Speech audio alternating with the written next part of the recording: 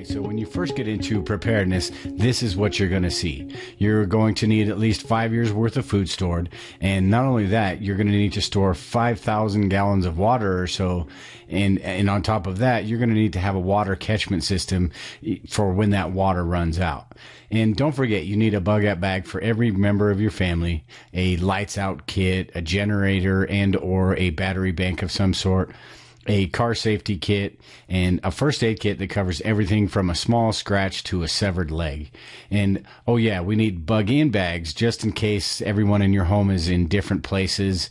And we need to have a few caches set up along the way to our bug out location that needs to be stocked with even more water, food, and weapons, which you should have no problem getting to once you have that 500 gallons of fuel stored. So where do we start all this? Because everything is going downhill fast and we need to get all this stuff by the end of the month. So what about getting a few more credit cards and maxing those out? Or what about quitting your job and cashing out your 401k? We could possibly even sell our house because when the poop hits the fan at the end of the month, everything is going to be worthless anyway, right? Okay, now stop. Take a step back and breathe a little bit. Just relax. Hopefully right now you're saying, who is this guy? And that doesn't sound like a very good plan to me. But if the thought's spinning around your head right now and you're saying, well, yeah, why not? Just imagine how much extra money I would have and how much gold I could buy. But what you need to do is take a step back and breathe, put your wallet back in your pocket, because everything is probably going to be okay for a little while. We never really know, but the odds are that everything's going to be fine for a little bit.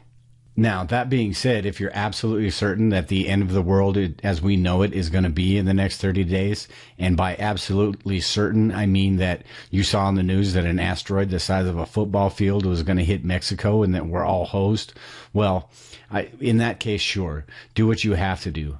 But if you're not absolutely certain that the world is going to be turned upside down, you might want to take a different approach. The smart thing to do is to have a plan and take baby steps. The truth is that something could very well happen next week, but what if it doesn't? And what if we just dug ourselves a hole too big to get out of, and now we're less prepared than we were in the first place? Sure, we've got all the supplies we need, but we can't pay our rent now, so we need to sell everything that we just bought, and we need to sell it at a fraction of what we actually paid for it. Now, this situation probably seems a little bit extreme, but it illustrates the point that when you first become interested in the preparedness mindset, we're all just inundated with all of this information. And this is because everyone is at a different level of preparedness and everyone has certain needs and concerns that they need to fulfill. And preparing is a personal thing. You're at the beginning. Some other people might be doing this for 5 years or so. This is why we need to create a good plan of action and build a good foundation that helps us kind of slowly move in the right direction. And by creating a plan, we can define where we need to start rather than just kind of saying, well, I need to start somewhere, so I guess I'll go buy some solar panels and a shotgun. To me, this makes no sense to go out and buy a shotgun, especially if you have no idea about firearm safety or if you've never shot a gun before. And it makes no sense to go out and buy $500 worth of long-term food storage stuff if you only have 10 gallons of water stored, because if you only have 10 gallons of water, you're only going to last for about a week anyway. So we need to look at being prepared as a time period rather than a supply list. And by starting with the basics and preparing for a small scale disaster like a natural disaster or something that would only last a few days or a week, we can keep our preps even and make sure that we have all of our bases covered for that week, and then work our way up to being more prepared for, say, a month or 6 months or a year and so on. So let's talk about prioritizing your threats and your needs. And so where do we start? Like I said, everyone has different priorities and different circumstances that they're restricted by. Your living situation, location, age, and family makeup all play a factor on when you're putting together a plan. So we need to formulate a plan that works best for us and our family and not just do what everyone else is doing. If you live in an apartment, you probably won't be able to own chickens. And if you do, you might not get many visitors anyway. The way you store food and water are going to be different than someone who has 10 acres of property as opposed to someone who lives in a small home or an apartment. And also your bug out plans are going to be different if you say you live in a rural area as opposed to an urban area. Your plans are going to be different. So start by making a personalized plan centered around what concerns you and the needs that you have. And you can use the worksheet in the links below to get a better idea of what concerns you the most and how to prepare for those situations right now and not worry about the other ones until a little bit later. And this might seem a little bit simple, and you might be already thinking, hey, I know all of this stuff. I know what I'm concerned about. But you might be surprised by the results and find out that you are a little bit more prepared than you thought you were, or you might find out that you have a little bit more work to do than you thought you did. So what does all this mean to you? Once you define what threats are most concerning to you and your family, you'll need to define what those threats mean to you, how long those threats will last, and what do you need to do to increase your chances of survival during a crisis like this? What special needs do you and your family have? And what other things need to be taken into consideration? For example, some people feel like that an economic collapse is going to cause a complete failure of society, a Mad Max kind of syndrome. With the grid being down, there will be riots in the streets and the government's going to enact martial law and it's just going to be nuts. Others believe that it's going to be a slow, gradual decline that, caused by hyperinflation and job losses and all of that stuff. And some people just want to be prepared for like a natural disaster that's kind of likely in their area, a really small scale event. So as you define what these threats mean, you begin the process of narrowing down this long list of stuff that you need in the beginning to something that's more manageable and more focused on your individual needs. And as you begin building your supplies and your food storage, you'll have a better idea about what you need now and what can wait till a little bit later. Another factor to consider is whether you're going to bug in or bug out, and how you define these threats will determine which direction you need or you want to go and what supplies that you're going to need to have to become more prepared.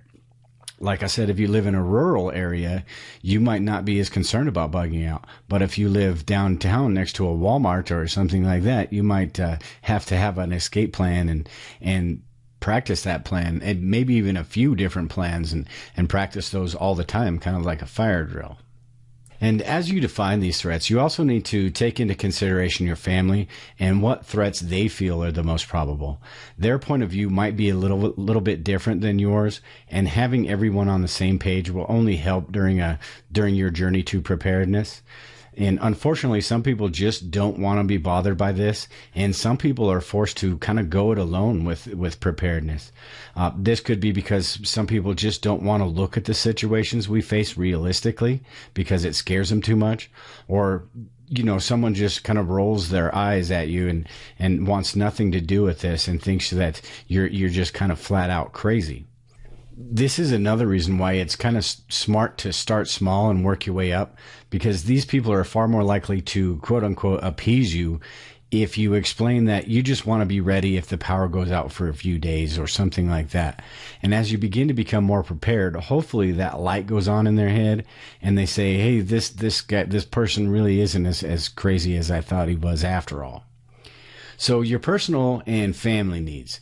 As you're defining these threats, you also need to take into consideration any special family needs you might have and what limitations you might encounter because of your family makeup.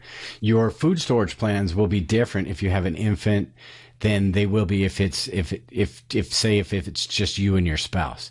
And your bug out plans are going to be different if there's someone in your household that is elderly or disabled. But regardless of your family makeup, the basics are pretty much the same. You need to have a well thought out plan, and you need to be ready for anything that might occur in the future. Even if your entire family isn't on board with what you're doing, you still need to have a plan in place that ensures their safety. And it's just a little bit easier if they're kind of on board with you. But even if they're not, you still need to do what you have to do. So if something happens to your family and you guys are all separated, you need to have a plan in place where everyone knows where to go and what to do. And like I said earlier, the way you pose this scenario to them is kind of critical. If you say there's a nuclear bomb that just hit downtown and I'm at work and you're at school and we need to meet up at our bug out location because that's where our radiation suits are, you're going to get that look from them. And you know what look I'm talking about, right? But if you let them know that you just want to have a plan in place just in case something were to happen, and you want to make sure everybody knows where to meet, and knows how to get the things done and how to get the family back together in one place, most teenagers and these people will give you that look anyway. But when it comes down to it, they will probably remember, and they're probably going to be glad that you were this crazy parent in the first place that kind of held everything together. And another key factor is family communication. Communicating with your family while you're separated might not be as easy as sending a text message or calling them, because if the grid's down, the cell phones aren't going to be working, and your family will need to know where and what to do beforehand, before all of this stuff happens. And this is why it's important to have a plan beforehand and make sure everyone is on the same page. Everyone knows the plan, and whether they're apprehensive to it or not, at least they know it. Another thing to consider is having important documents in one place and having copies of these important documents in an emergency kit and ready to go just in case you need them to, find your family. These documents could be pictures, social security cards, birth certificates, any medical records, anything like that would help identify your loved ones if you're out looking for them. So a quick recap, remember that you don't need everything right now, and the chances are that we're never going to be fully prepared anyway for every possible scenario. And by going further into debt and buying supplies and items we feel like are necessary right now, we're not guaranteeing our survival. All we're doing is guaranteeing that we won't be able to do what we need to do in the future because we'll be handcuffed by bills and all of that. So take small steps at first, and those small steps will turn into you becoming more prepared in no time at all, before you even know it. And if you build a good foundation and keep your preps even along the way, the same, enough food to last a month, enough water to last a month, all of the supplies you need to last a month, all of that stuff, we kind of save ourselves from wasting valuable money and time along the way. Define these threats and define what they mean to you. You'll also save time and money along the way by doing this and becoming more prepared while you're doing this. If you're more worried about an EMP than a pandemic, then you probably should wait to buy that gas mask and work on learning how Faraday cages work and all of that stuff, and how to live without electricity, or even make some on your own using a generator or something like that. And remember, the reasons that we all do this is our survival and the survival of our family. So proper planning is critical and doesn't cost a dime. Like I always say, use the most important tool you have is the one sitting on your shoulders. And as a matter of fact, I would suggest that in the first month or so, you focus on the basics like planning and prioritizing, and not buy anything at all. Because it usually turns out that when you buy something you thought you needed, and then you become more, you get into this more, you become more educated about prepping, you find that you really didn't need that as bad as you thought so in the first place. Or you really didn't need that brand new cell phone, that solar cell phone charger as much as you thought you did. So just take all of this into consideration before you even think about buying your supplies and all of that stuff. Make sure you have a good plan in place. Get a notepad and write all this stuff down. Use the planning sheet below this video and find out what threats that you need to prepare for, and then what threats that your family feels like they need to prepare for, and then kind of whittle it down from there and figure out what supplies you need, and get yourself a good plan of action before you go out and spend a whole bunch of money on stuff that you don't need right now.